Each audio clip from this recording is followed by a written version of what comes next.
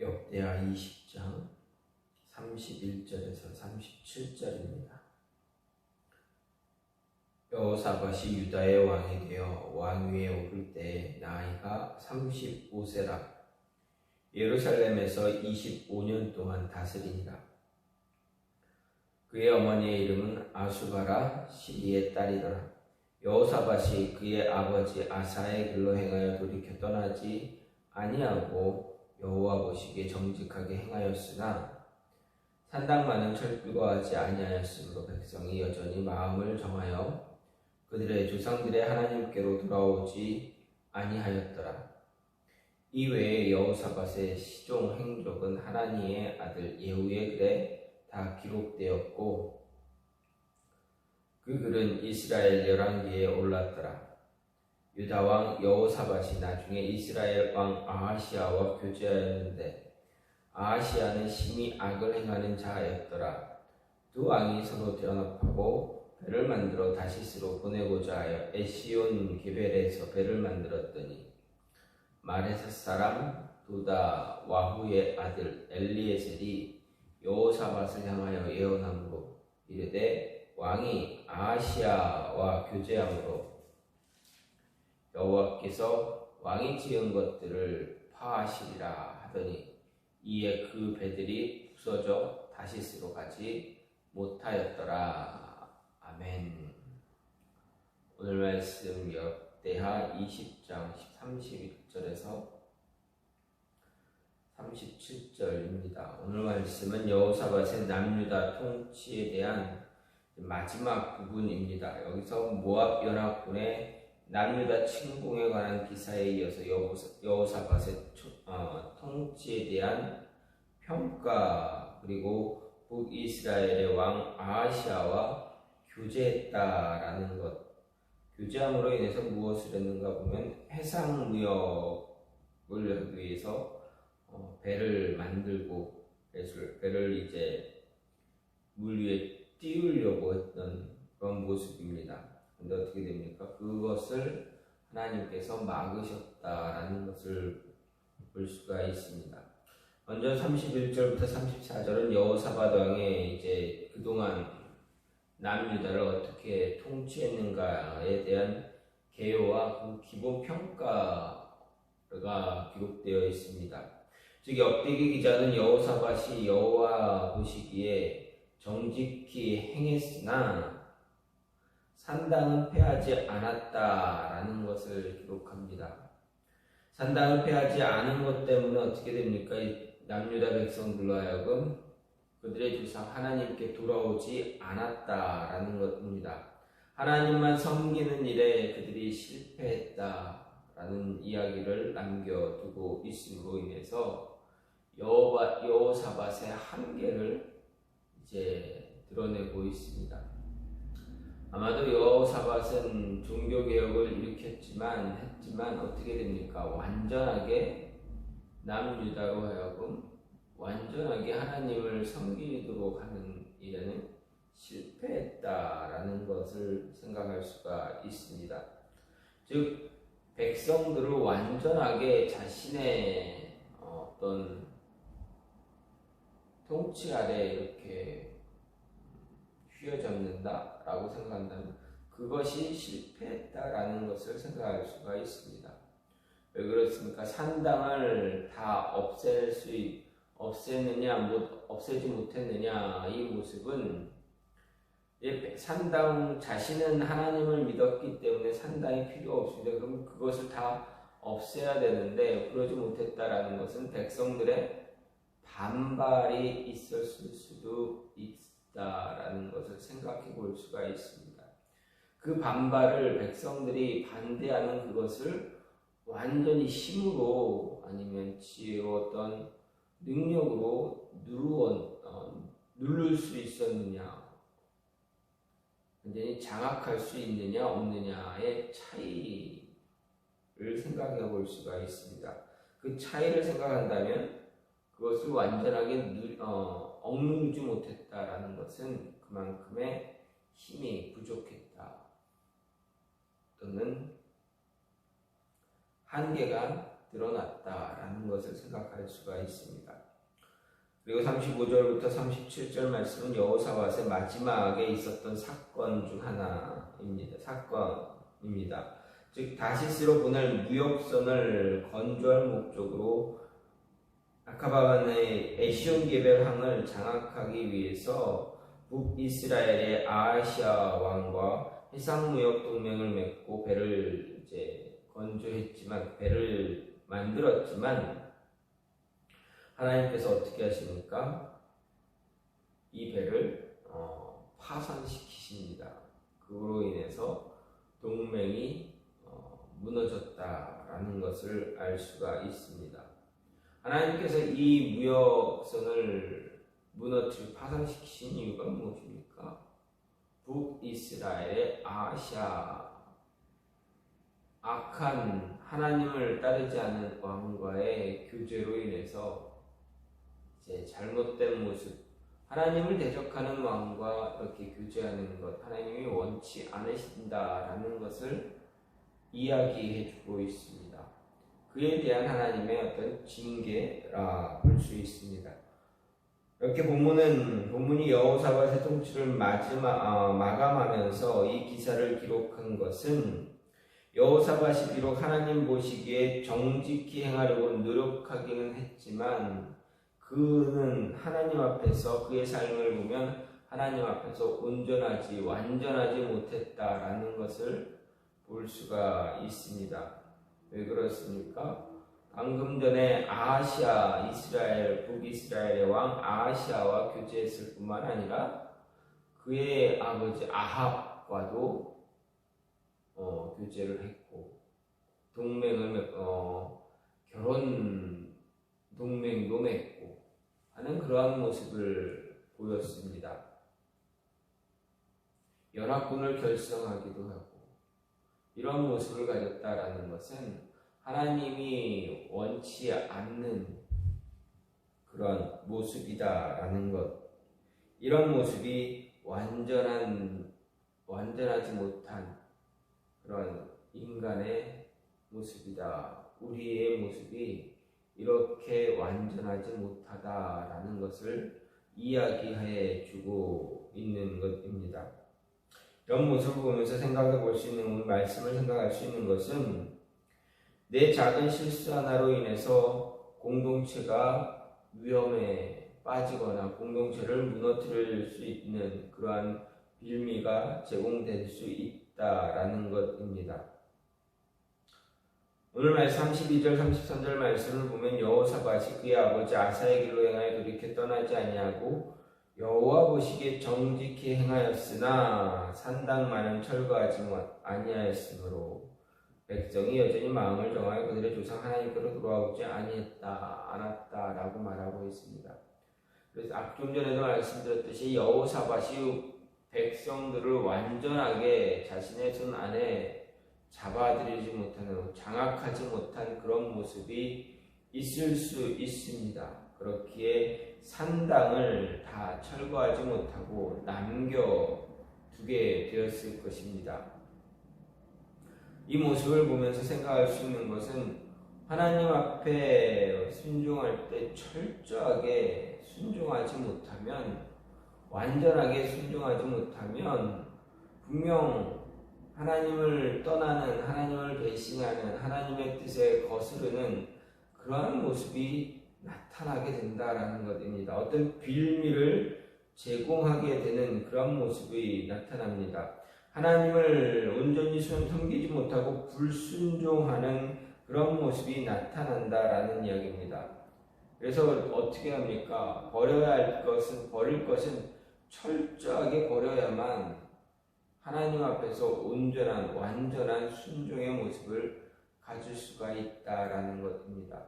철저하게 버리지 못하면 그 버리지 못한 것으로 인해서 그것이 꿈틀꿈틀 처음에는 위기가 어떤 위화감과 어떤 그런 것 때문에 고개를 들지 못하고 있지만 그것이 완전하게 제거되지 않은 그 상황에서는 자꾸 이게 머리를 들려고 합니다.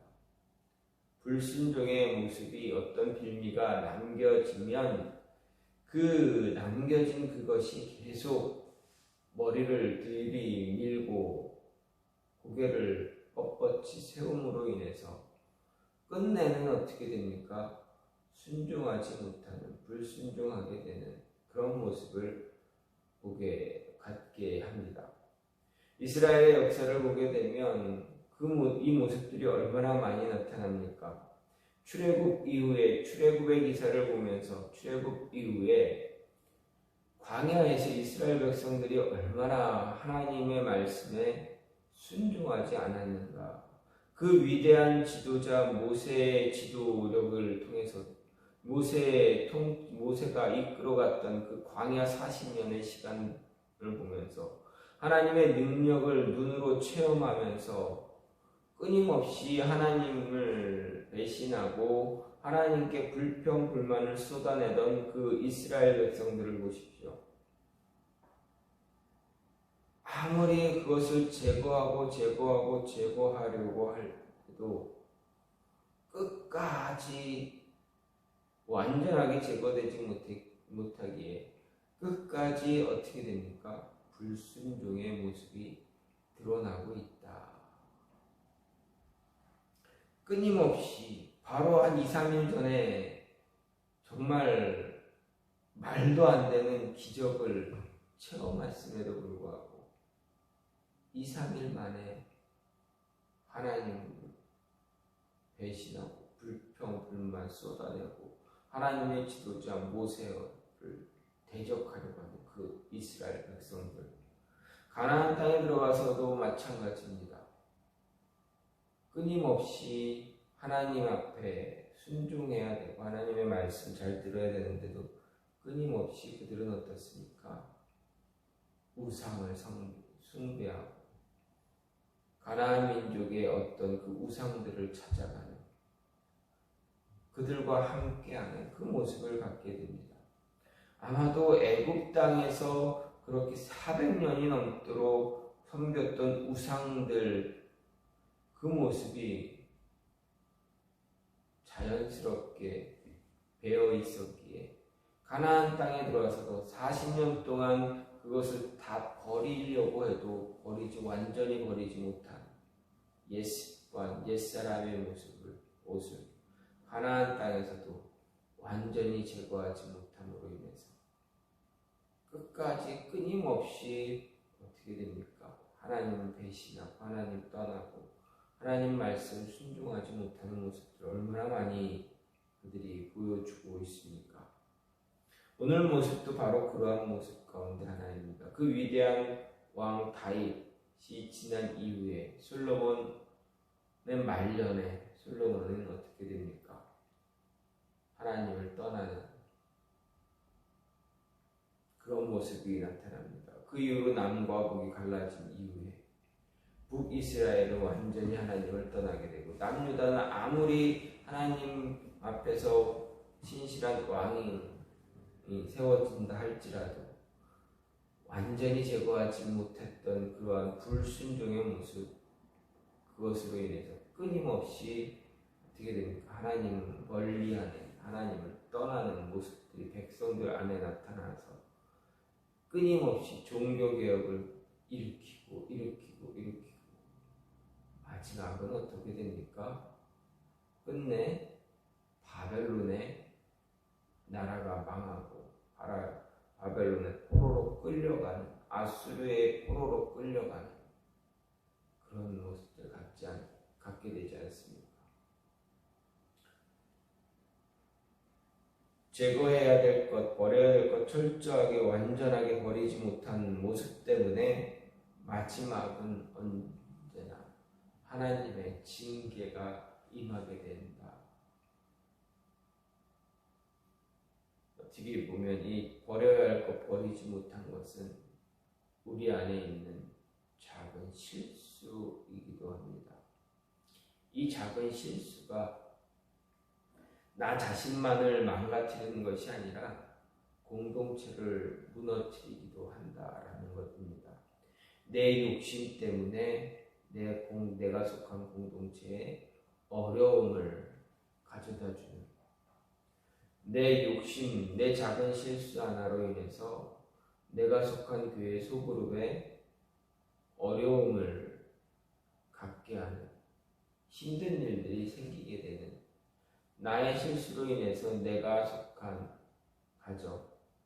가족에게 피해를 주기도 하는 그런 모습이 나타난다라는 것, 우리는 기억하고 버려야 될 것은 철저하게 하나님 앞에서 철저하게 버리고 제거할 수 있는 그런 모습이 있어야 한다라는 것입니다.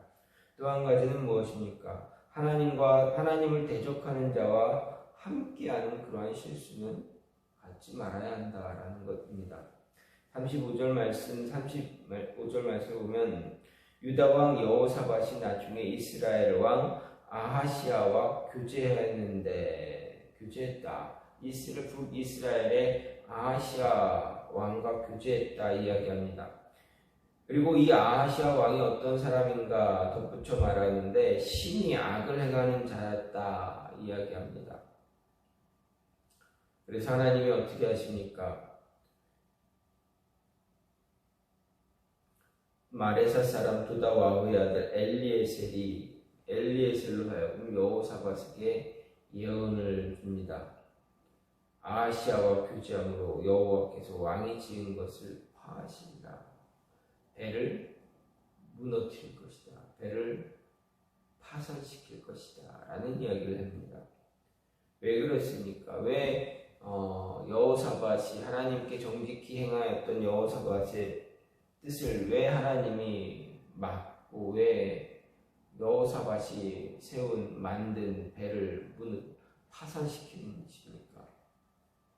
하나님이 원하지 않는 자, 하나님 앞에서 악을 행하는 자와 교제했기 때문이다라는 것입니다.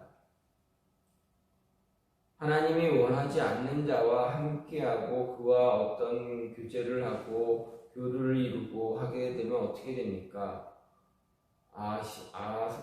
여호사밧 역시도 하나님을 멀리하게 되기 때문에 그렇습니다.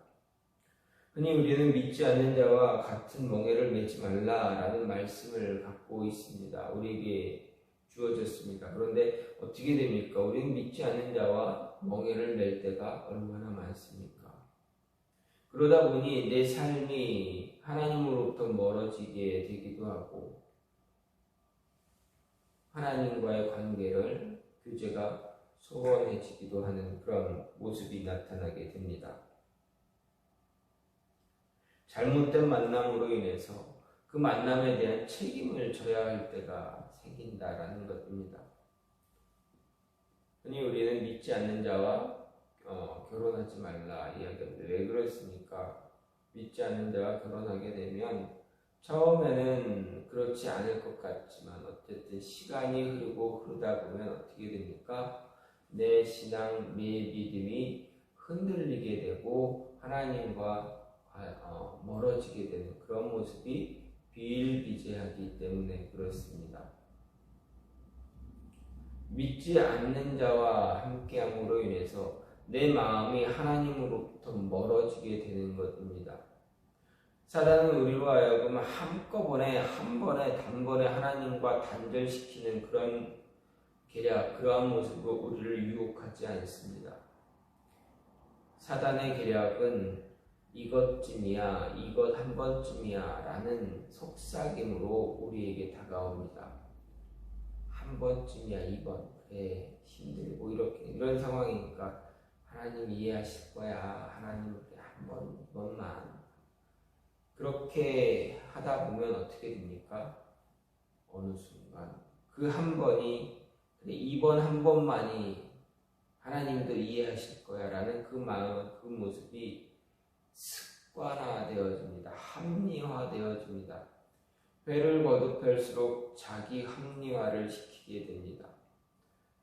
자기 합리화가 이루어지게 되면 어떻게 됩니까? 하나님 떠날 수밖에 없습니다. 하나님과의 관계가 소원해지다 보면 나중에 그 관계는 단절되어집니다. 그래서 하나님을 떠나는 하나님의 자녀들, 얼마나 많습니까?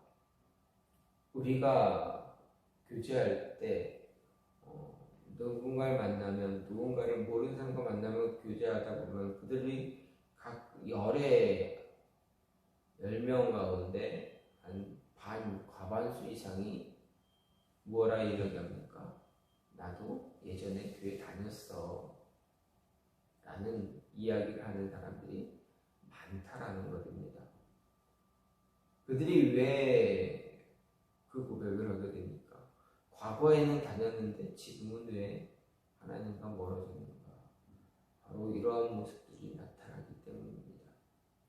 하나님과의 관계가 소홀해지고, 한 번쯤에 이번 주 그래 좀 이번 한 번만, 이러한 모습이 반복되어지다 보니 하나님과 멀어지게 됩니다. 그러다 보니 믿음이, 신앙이 흔들리게 되고, 그러다 보니 작은 일에 시험에 듭니다. 내가 과거에 다녔었는데 안 다니게 된 이유는 이래 하면서 이야기하는 것이 시험 든 이야기들을 이야기합니다. 여러분, 우리의 신앙이 시험 드는 이유가 무엇입니까? 우리의 신앙이, 믿음이 약해졌기 때문에 시험에 들게 됩니다. 내 믿음이 약해졌기에, 내 신앙이 약하기에 다른 사람에 의해서 시험에 빠지게 된다. 사단의 테스트에, 사단의 농락, 유혹에 무너지게 된다라는 것입니다. 내 믿음이 굳건하면 아무리 힘든 일들이 다가와도 믿음이 흔들립니까? 무너집니까? 그러지 않는다라는 것입니다. 내 믿음이 약해지는 이유는 분명히 있습니다. 내가 시험 들게 되는 이유는 분명합니다. 내 믿음이 약하기 때문입니다. 약하게 된 그 계기가 분명히 존재한다.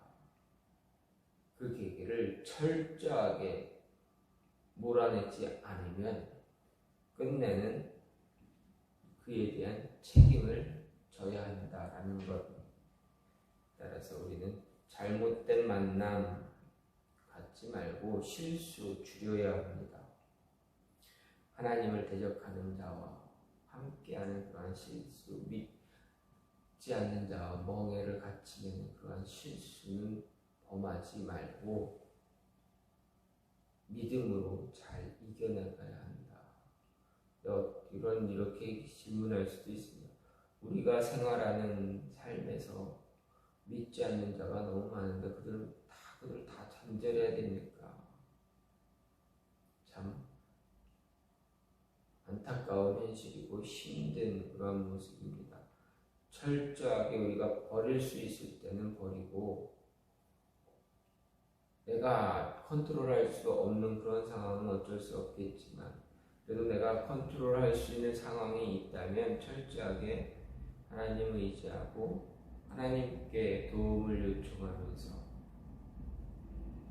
내가 제거할 수 있는 것들은 제거해 나가야 하는 것이 우리의 모습입니다. 오늘 말씀을 보게 되면서 생각할 수 있는 것은 내 작은 실수 하나 때문에 나만 어려워지는 것이 아니라 내가 속한 공동체도 어려워질 수 있다. 그리고 어떻게 됩니까?